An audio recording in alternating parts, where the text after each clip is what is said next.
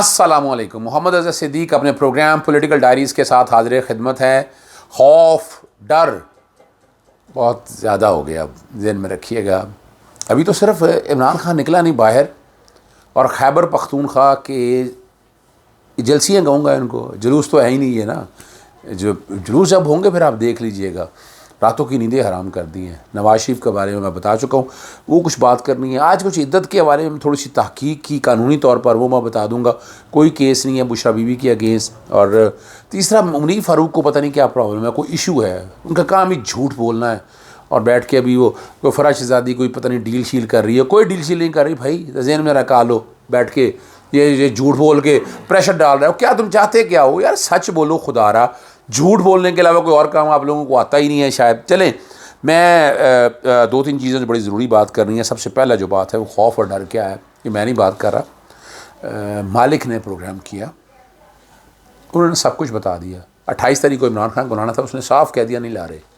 ڈر اور خوف اتنا ہو گیا. پہلے تو وہ جلسے کے بیک گراؤنڈ پہ دیکھ لیجئے گا, 4 5 6 جگہ جتنے جلسے ہوئے ہیں, جمع غفیر اتنا دیکھ لیجئے گا. کوئی یعنی ابھی تو عمران خان ہے ہی نہیں, ابھی آرگنائز نہیں کیا. وہ کہاں گی رینٹ کراؤڈ, گاڑیاں لے کے آنا, وہ کبوتر اڑانا, کوئی چیز آپ نے دیکھی ایسی؟ کوئی چیز. لوگ اپنے تئیں گھروں سے نکلیں, ڈالیں ان کو گھر. یہ نہیں اب قابو آنے والے, یہ اسدہ نکل چکا ہے ہاتھ سے.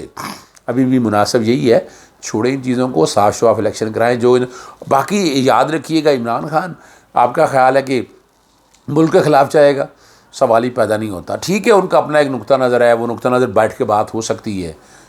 میں سجیشن دے رہا ہوں, اور پازیٹیو ذہن سے سجیشن دے رہا ہوں. مقصد یہ نہیں ہے کہ آپ کو کسی گمراہی کی طرف لے کے جانا ہے. اب میں چاہوں گا, ہو بہو لفظ بڑا مزہ ہے. وہ شہزاد اقبال کے ساتھ جو اپنا, آپ کو پتہ ہے ذرا بلر کی ہوگی تصویر میری ٹیم کی, یا چھوڑیں میں وہ سنا ہی دیتا ہوں, زیادہ اچھا ہے. میرے ساتھ سن لیجئے گا, زیادہ مزہ آئے گا آپ کو, سنے گا. تو میری اطلاع یہ ہے کہ گورنمنٹ نہیں لا رہی ان کو جوڈیشل کمپلیکس. اوکے, تو مطلب کیسا ہی ختم ہے, مطلب ٹرائل جیل میں ہی ہوگا پھر؟ انہوں نے کہا جی ٹرائل بھی جیل میں ہوگا, فیصلہ بھی وہیں پہ ہوگا, اور الیکشن بھی پولنگ بوتھ میں نہیں ہوگا, کہیں اور ہوگا. کوئی پاور شو وغیرہ کا مطلب چانس نہیں دیا جائے گا جب عمران خان جیل پہنچے, عمران خان جب عدالت پہنچے؟ آج تک کا فیصلہ یہی ہے کہ وی ول ناٹ برنگ ہم. لیکن اگر ایسا ہو, دیکھیں اب یہ میں نے اب آپ کے سامنے صرف مختصراً جان کے میں نے رکھ دی ہے, کھل کے بات ہو رہی ہے. یعنی کیا, یعنی یہ کیا عوام تو سن رہی ہے, باقی ارباب اختیار کو بھی دیکھنا ہے, یہ سوچنا ہے. یہ باتیں جب ہو رہی ہیں, یہ باتیں اچھی نہیں ہیں, یہ ملک کے لیے بہتر نہیں ہے. یہ سمجھنے والی بات ہے. اگر آپ سمجھ جائیں تو آپ لوگوں کو بہت آسانی ہو جائے گی, بڑی بہتری آ جائے گی. اچھا, آپ نے یہ بات سن لی, یہاں میں آپ کے سامنے رکھنی ہے. وہ میں سر راہ چلتے چلتے میں نے کہا, وہ میں جناب سراج الحق صاحب نے بات کی ہے کہ نواز شریف, آصف زرداری اور بلاول امریکہ سے نہیں ڈرتے. میں نے وہ ٹویٹ کر دیا ہے. میں نے کہا اس کے علاوہ کون کون امریکہ سے نہیں ڈرتا, ذرا وہ بھی بتا دیں. پتہ چل جائے گا, آپ سب لوگوں کو اندازہ آ جائے گا, خود دیکھ لیجئے گا, آپ کو اندازہ ہو جائے گا. لیکن وہ ٹویٹ میں نے ساتھ کر دی ہے کہ واقعی کون کون نہیں ڈر رہا ہے. اگلی جو بات ہے, اور وہ تحریک انصاف کے حوالے سے ڈر اور خوف کتنا ہے. عمران خان کو پارٹی لیڈرشپ سے ہٹانے کی درخواست جو ہے نا, الیکشن کمیشن نے فکس کر دی ہے. جی بالکل فکس کر دی ہے انہوں نے, اور 28 نومبر کے لیے فکس کی ہے پارٹی لیڈرشپ کے حوالے سے. یہ توشہ خانہ کے حوالے سے معاملہ ہے. پہلے والا معاملہ جو ٹرائل سٹارٹ ہونا تھا, استغاثہ شروع ہونا تھا, اس سے پہلے کی بات ہے. یہ اس کی بات کر رہا ہوں میں.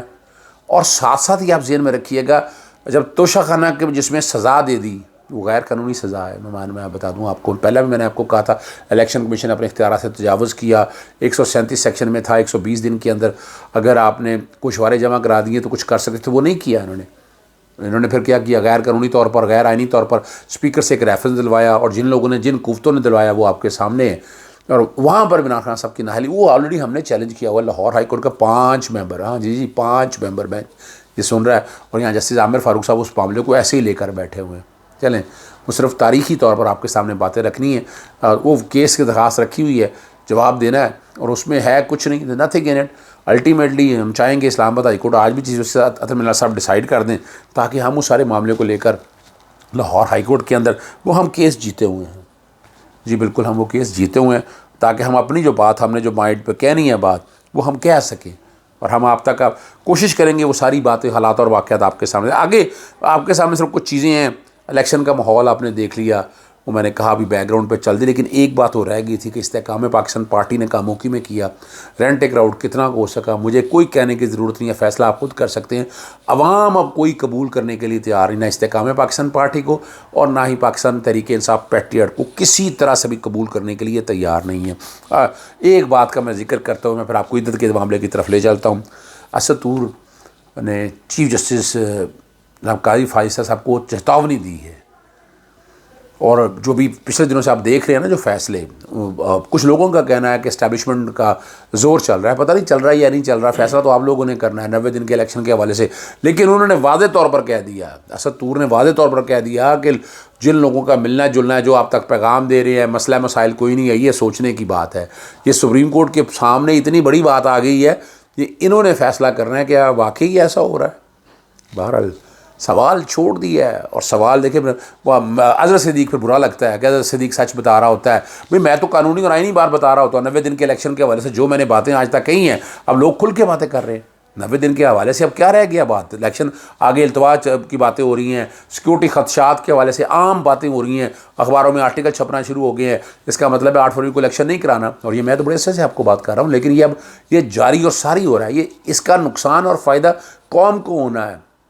جسٹس اطہر من اللہ صاحب کا جو فیصلہ ہے، اگر سپریم کورٹ پورا دے دیتی تو حالات صحیح ہو جاتے ہیں. اب تو دیکھتے ہیں سپریم کورٹ ہماری الیکشن 8 تاریخ کو کروا سکتی ہے یا نہیں کروا سکتی. پہلے تو نہیں کروا، اگر فکس کیا ہوتا کسی کو اس سارے معاملے میں تو پاسبلٹی تھی ہو سکنا ہے.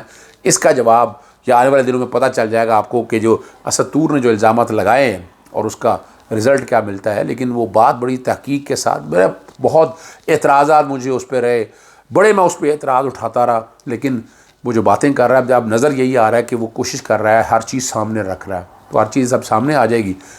فیصلہ اب آپ لوگوں نے کرنا ہے. کیا فیصلہ کرتے ہیں یہ آپ دیکھ لیجئے گا. آخر میں آپ عدت کے میں نے ایک نوٹ تیار کی ہے. دیکھیں عدت کے حوالے سے ایک بڑی واضح بات بتاؤں.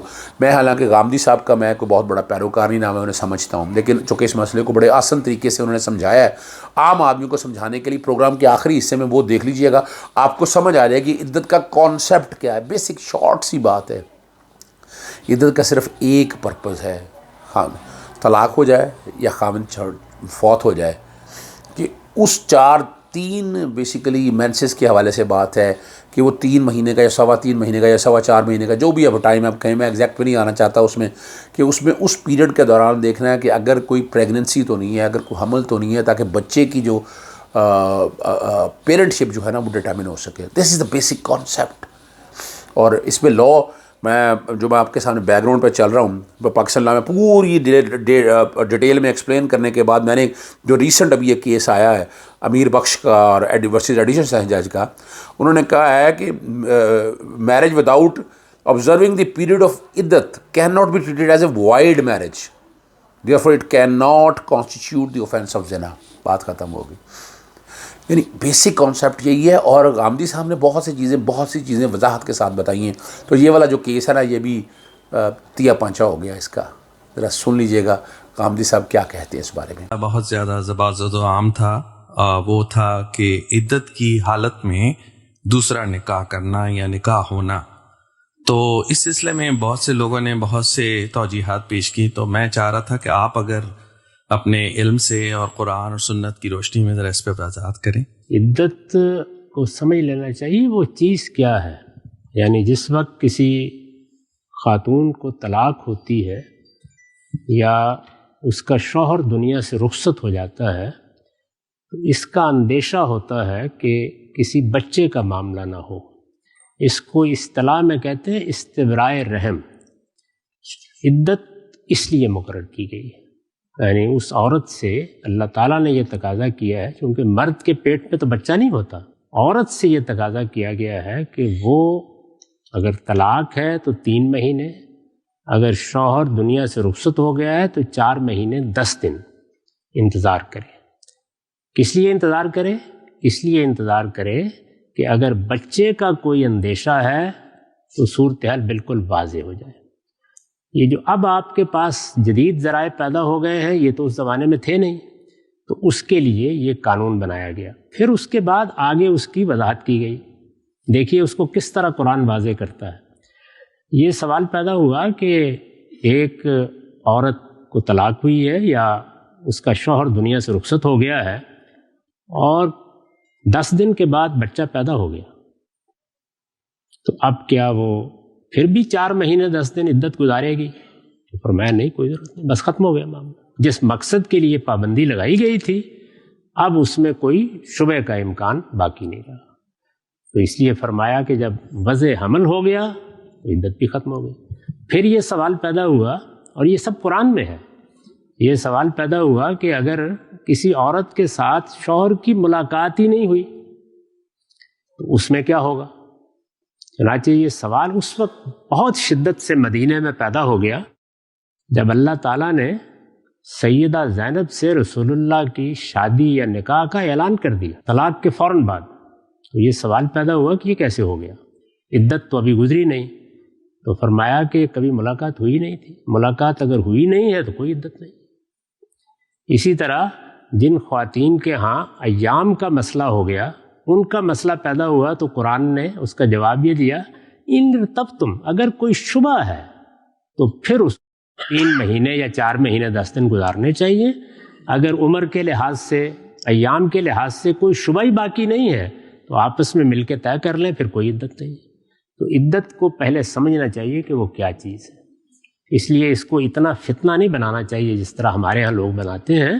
یہ میاں بیوی کے درمیان طے ہونے والا ایک معاملہ ہے، اور اس کا اصول وہی ہے جو میں نے آپ کو بتا دیا کہ اگر عورت کے بارے میں پورا اطمینان ہے، فریقین مطمئن ہیں، طلاق دینے والا شوہر بھی مطمئن ہے، باقی لوگ بھی مطمئن ہیں کہ کوئی بچے کا امکان نہیں ہے، تو پھر کوئی عدت نہیں.